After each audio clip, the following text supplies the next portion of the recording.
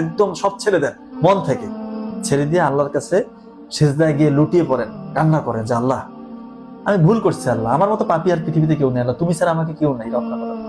আমি বহুত ডাক্তারকে দেখাইছি, বহুত জনের পরামর্শ শুনছি, কোনো কাজ হচ্ছে না আল্লাহ, আমি নিজেও চেষ্টা করছি কিন্তু কাজ হচ্ছে না, আল্লাহ তুমি আমাকে রক্ষা করো আল্লাহ, এই ইবলিস শয়তানের সাথে আমি পারতেছি না। পারবেন না? দেখেন এই ইসরায়েলের সাথে আমেরিকার সাথে মুসলিম কোনো দেশ পারতেছে? ওইভাবে পারতেছে?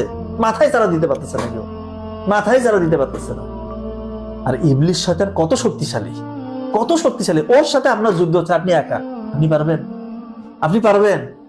সৌদি আরব, কাতার, বহুত টাকা, মুসলিম দেশের বহুত টাকা আছে, টাকার কারি কারি কারি টাকা, পারতেছে ওদের সাথে? পারবে না।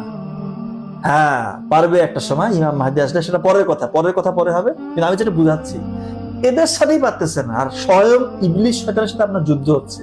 পর্নোগ্রাফি, মাস্টারবেশন, স্পেশালি পর্নোগ্রাফি, এটা সরাসরি আপনি ইবলিস শয়তানের সাথে যুদ্ধ। আপনি কিভাবে পারবেন? আল্লাহর সাহায্য যদি আপনি না নেন, জিন্দেগিতে পারবেন না।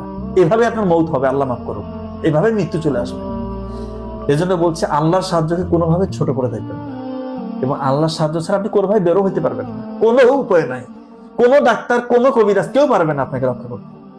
আল্লাহর কাছে লুটিয়ে পড়েন, সাহায্য চান, নাহলে কিন্তু ভাই কতবার বলবো, এটার যে ক্ষতিকর প্রভাব, স্মৃতিশক্তি কমে যাবে, মেজাজ খিটখিটে হবে, ডাক্তার সাথে খারাপ ব্যবহার করবেন, সমাজে কারোর সাথে মিশতে মন চাবে না, সারাদিন মনে হবে একাকি রুমের মধ্যে থাকি আর পর্ন দেখি, কারোর সাথে চোখে চোখ রেখে যে কথা বলার একটা ব্যাপার, এটা সামাজিক যে সৌন্দর্য, বড়দেরকে সম্মান করা, ছোটদেরকে স্নেহ করা থাকবে না, উঠে যাবে, মেজাজ খিটখিটে।